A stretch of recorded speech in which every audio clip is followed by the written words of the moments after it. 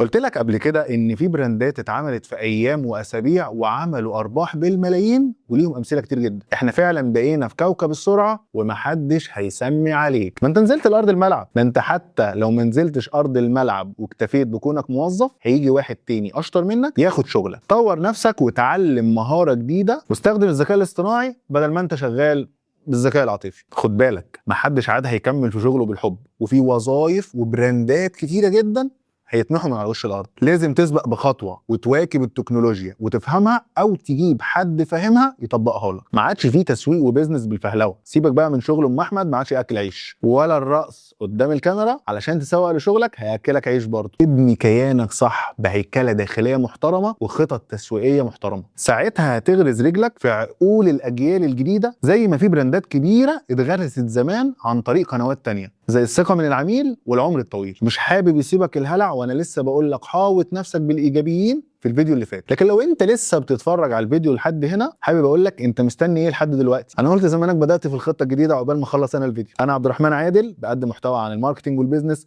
لو حابب تعرف اكتر تابع فيديوهات. شكرا جدا ليك.